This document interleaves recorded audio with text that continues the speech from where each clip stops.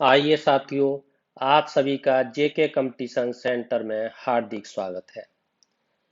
आइए दोस्तों, आज बहुत ही महत्वपूर्ण टॉपिक आपके सामने प्रस्तुत किया जा रहा है, क्योंकि इस टॉपिक से संबंधित चाहे आपका सीटेट हो, टेट हो, पैट हो या आपका कोई भी एग्जाम हो, इससे संबंधित प्रश्न जरूरी आते हैं। और वही प्रश्न और वही टॉपिक इस समय चूज किए जा रहे हैं, पढ़ाए जा रहे हैं, जिनसे संबंधित प्रश्न बनने की संभावना अधिक है।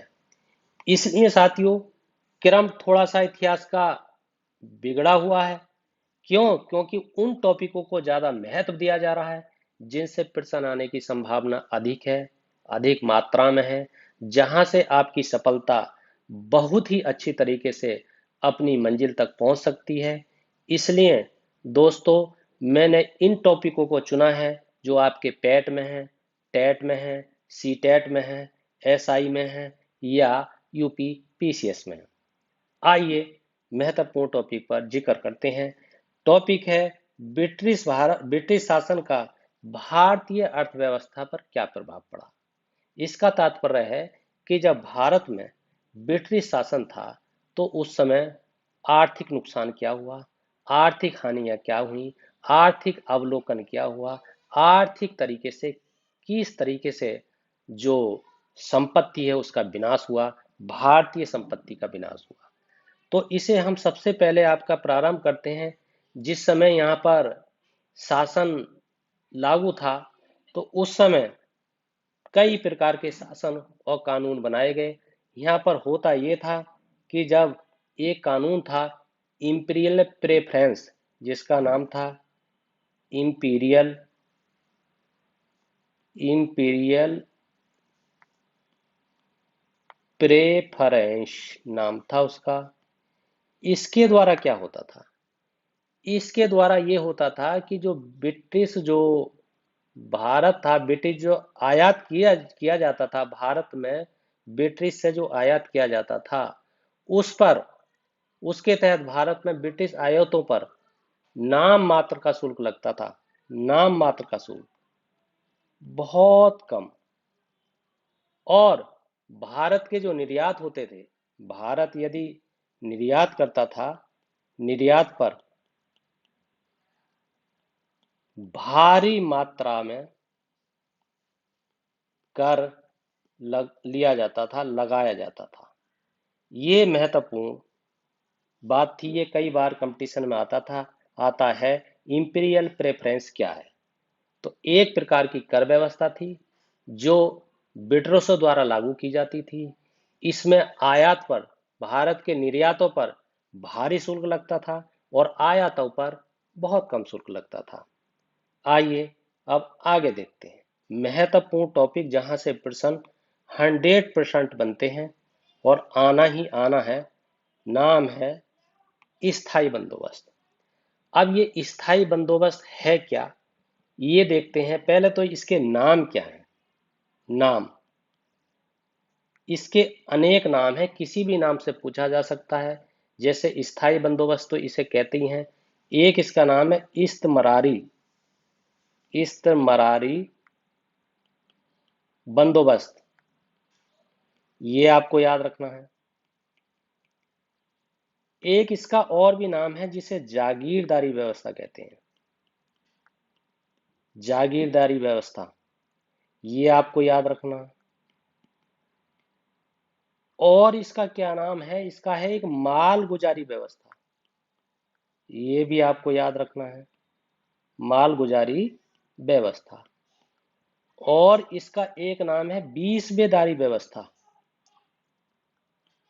ये भी आपको याद रखना है।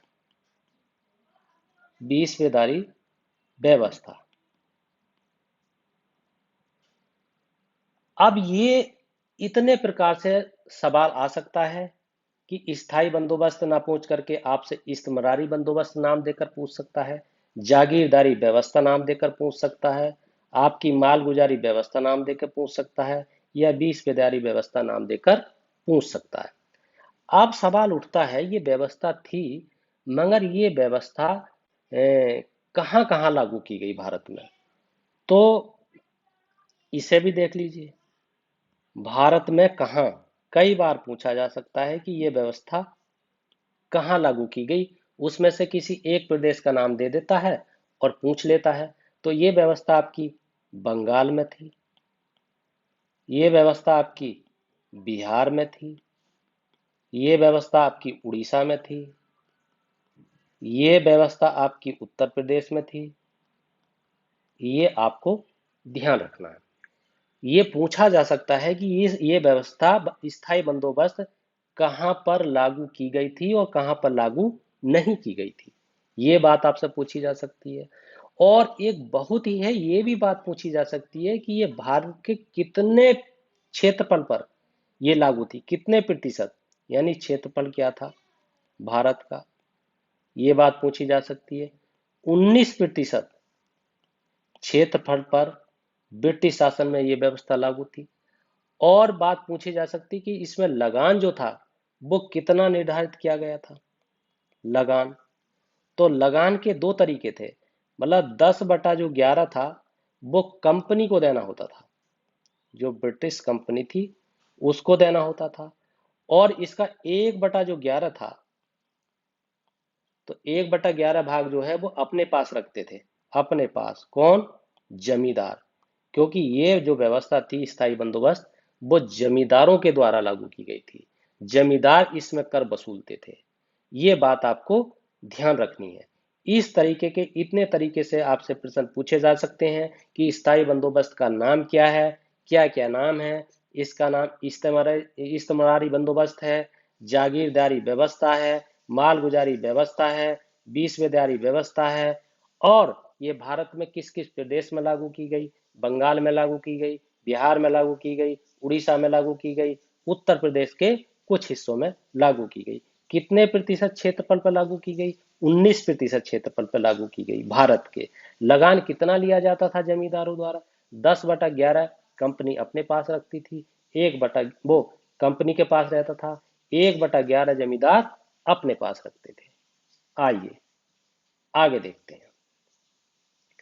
बहुत ही महत्वपूर्ण रैयतवाड़ी व्यवस्था। ये इस व्यवस्था से भी बार बार प्रश्न पूछे जा सकते हैं। ये दूसरे प्रकार की व्यवस्था थी। इस व्यवस्था का जनक कौन था, जन्मदाता कौन था, पूछा जाता है। जन्मदाता था कौन? आपको बताना है, टॉमस मुनरो। ये इसका नाम बहुत। और अगर टॉमस मुनरो नहीं आए तो दूसरा नाम है कैप्टन रीड। दोनों में से कोई भी आ जाए तो टॉमस मुनरो पर निशान लगाएंगे, और अगर दोनों आ जाएं तो दोनों पर निशान लगाएंगे। अच्छा, ये लागू कहाँ की गई, कहाँ, ये बात अगर आपसे पूछी जाए तो आपको बताना है ये सर्वप्रथम तमिलनाडु में लागू की गई। सर्वप्रथम तमिलनाडु में, ये आपको ध्यान रखना है। और क्या प्रश्न हो सकते हैं? तमिलनाडु का एक जिला भी पूछा जा सकता है कि वो कौन से जिले में लागू की गई। तो यहीं पे मैं लिख देता हूं, उसका नाम है 12 महल। महल थे मगर 12 थे, 13 नहीं थे। ये ध्यान रखना है। ये लागू की गई, मगर इसके अलावा और कहाँ कहाँ थी? तो इसके अलावा ये मद्रास में थी, उसके बाद में मद्रास में लागू हुई, फिर उसके बाद में आपके बंबई के कुछ क्षेत्र में लागू हुई, उसके अलावा ये पूर्वी बंगाल में लागू हुई। पूर्वी बंगाल, बंगाल नहीं, पूर्वी बंगाल। उसके बाद में ये असम में लागू हुई, उसके बाद में ये कुर्ग में लागू हुई। अब कुर्ग पूछा जा सकता है कहाँ, तो ये कर्नाटक में है। ये बात भी यहीं पे क्लियर कर देते हैं। तो इस तरीके से ये व्यवस्था लागू हुई। और इसमें क्या होता था? इसमें व्यक्तिगत रूप से सरकार को भू राजस्व भुगतान करने के लिए उत्तरदायी था। मतलब स्वयं किसान, जो किसान थे, किसान स्वयं भुगतान करते थे कर का। ये आपको ध्यान रखना है। और क्या चीज हो सकता है इससे प्रश्न? हाँ, ये इसका क्षेत्रफल, भू क्षेत्र पूछा जा सकता है कि कितना भू क्षेत्रफल था जिस पर ये व्यवस्था लागू की गई। आपको बताना है 51%। बहुत बड़ी मात्रा में। और इससे क्या प्रश्न हो सकता है, इसमें लगान की जो दर होती थी, लगान की दर सर्वाधिक ऊंची होती थी, अर्थात सबसे ज्यादा लगान इसी व्यवस्था के द्वारा लिया जाता था। अर्थात किसानों का खून जमकर चूसा जाता था, किसानों को परेशान किया जाता था। किसानों को एक व्यवस्था लागू कर दी थी कि जब तक पूरी तरीके से एक निश्चित दिन लागू कर दिया जाता था, निश्चित टाइम लागू कर दिया जाता था, निश्चित सेकंड तक लागू कर दिए जाते थे। यदि उस टाइम पर कर नहीं दिया जाता था तो उसकी सारी जमीन हड़प ली जाती थी और वो जमीन हड़प करके किसी अन्य को दे दी जाती थी। केवल अंग्रेजों का ये स्वार्थ था कि जो उन्हें भरपूर मात्रा में टैक्स देगा, भरपूर मात्रा में कर देगा, भरपूर मात्रा में पैसे देगा, भरपूर मात्रा में उनके कदम चूमेगा, उसी को जमीन लेकर दे दी जाती थी। ये आपको ध्यान रखना है। इससे बहुत ज्यादा आर्थिक प्रभाव हुआ, क्योंकि इस टॉपिक का नाम है कि ब्रिटिश शासन का भारतीय अर्थव्यवस्था पर प्रभाव। ये टॉपिक इसलिए रखा गया है कि हमारे जो प्रदेश है, हमारे जो भारत है, उनके अभ्यर्थियों को, प्रतियोगियों को ये जानकारी होनी चाहिए कि किस तरीके से जो ब्रिटिश थे, अंग्रेज थे, वो भारत से संपत्ति का एकत्र करके अपने ब्रिटेन में पहुंचाते थे, किस तरीके से शोषण करते थे, किस तरीके की शोषण नीतियां होती थी। ये आने वाली पीढ़ी को, हमारे छात्रों को, प्रतियोगियों को भारत की संपूर्ण जानकारी होनी चाहिए। आइए इससे संबंधित और आगे देखते हैं। अगला है बहुत ही महत्वपूर्ण, इससे भी बहुत बार प्रश्न आए हैं, महालवाड़ी व्यवस्था। अब ये महालवाड़ी व्यवस्था क्या होती थी, इसके साथ क्या होता था? इसका मतलब होता है कि पूरे ग्राम को, पूरे ग्राम समाज को ऐसे मान लो, महालवाड़ी कहा जाता था। महालवाड़ी किसी एक चीज का नाम ना होकर के पूरे ग्राम समाज का नाम होता था। इसे महालवाड़ी व्यवस्था कहते थे। और ये व्यवस्था जो कहां कहां लागू की गई थी, ये प्रश्न भी आ सकता है, आता है, सकता क्या आएगा। ये व्यवस्था कहां कहां? उत्तर प्रदेश में थी, उत्तर प्रदेश। और कहां थी? आपका मध्य प्रांत होता था उस समय। और कहां थी? आपका पंजाब होता था।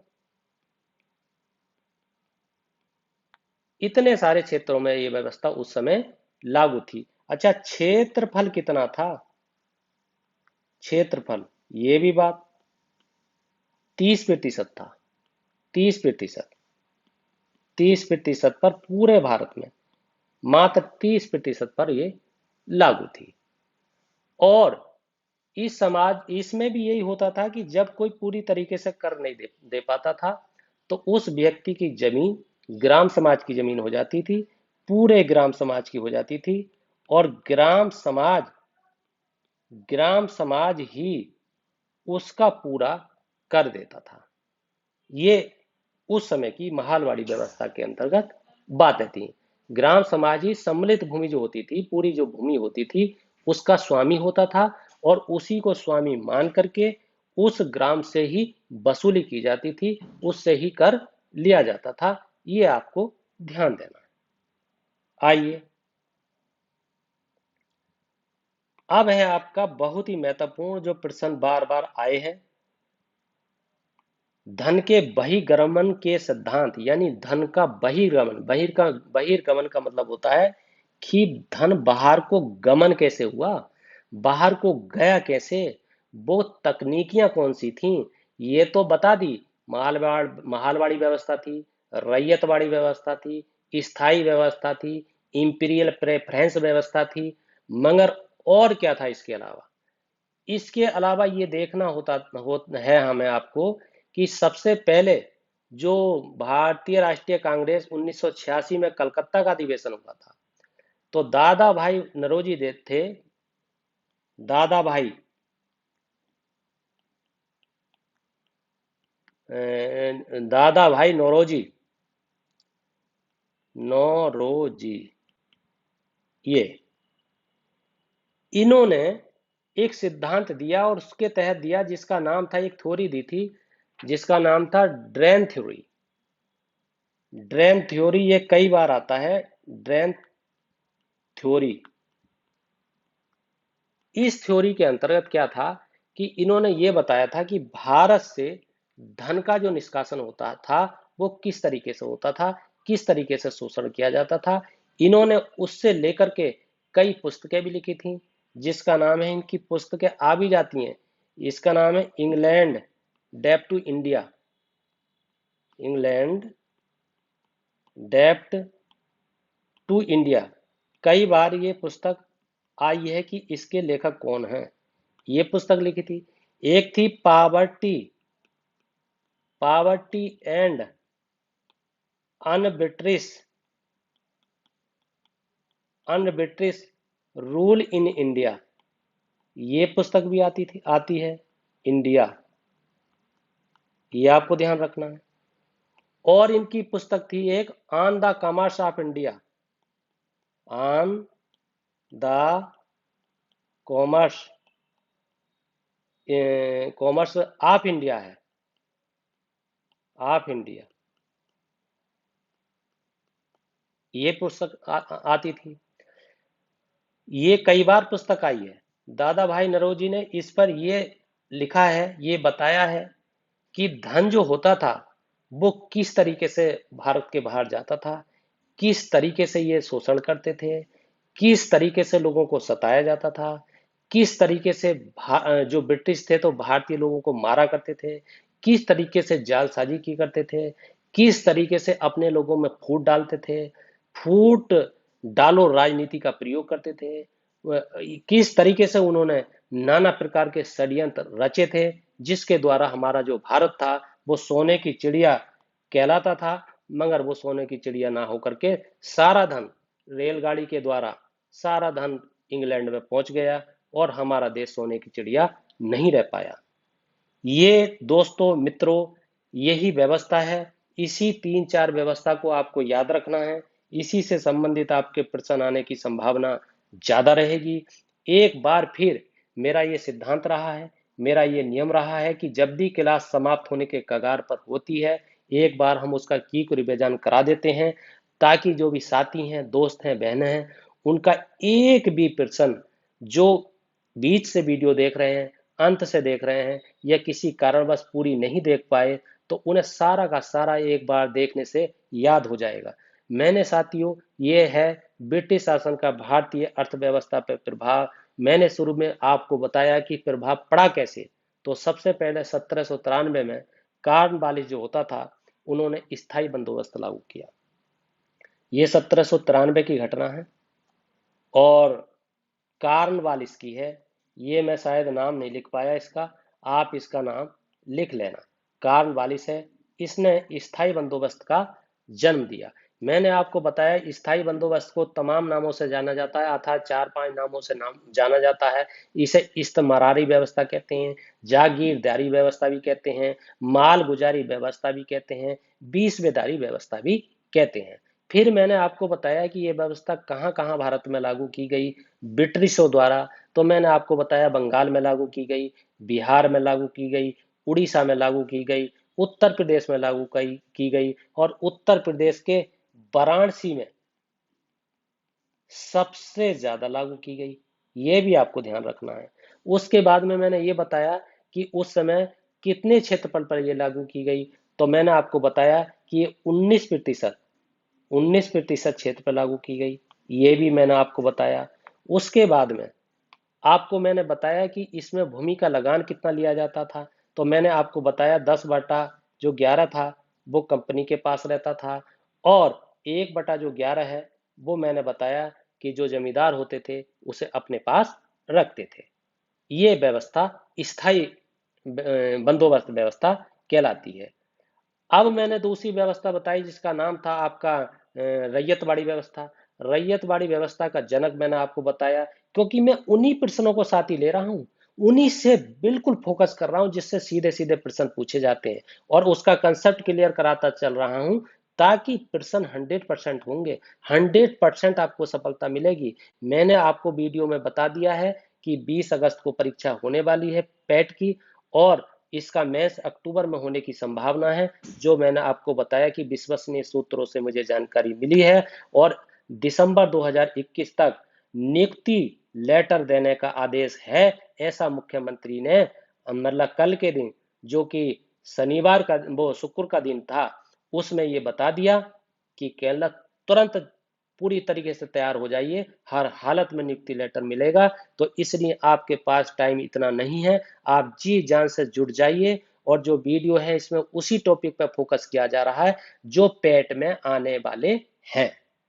आइए, तो 10/11 कंपनी के पास, 1/11 जमींदार के पास, ये मैंने बताया। फिर मैंने आपको बताया कि जो रैयतवाड़ी व्यवस्था थी उसका जनक टॉमस मुनरो, मैंने आपको बताया टॉमस मुनरो बताया।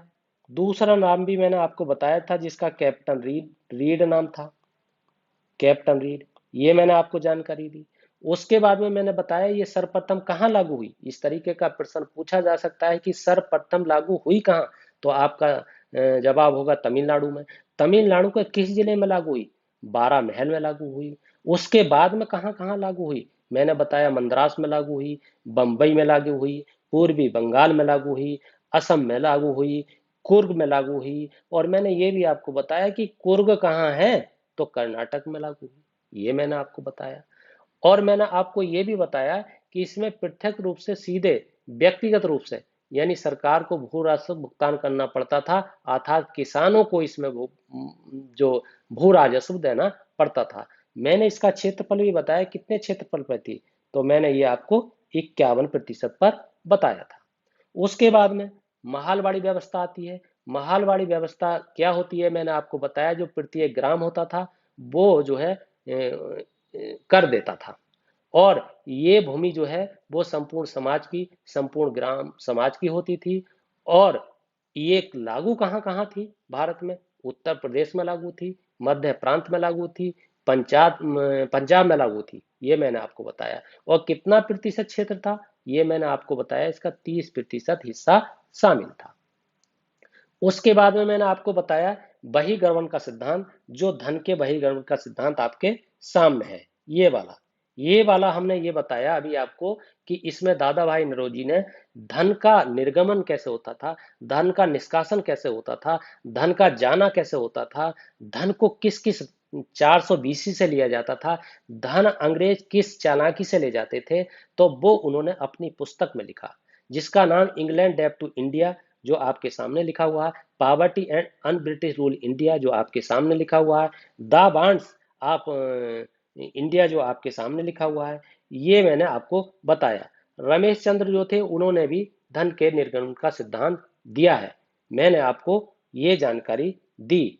इसलिए साथियों, दोस्तों, ये टॉपिक बड़ी गंभीरता से वही टॉपिक लिए जा रहे हैं जो पेट के सिलेबस में है। मैं सिलेबस के अनुसार पढ़ा रहा हूँ, ना कि अंधाधुंध पढ़ा रहा हूँ।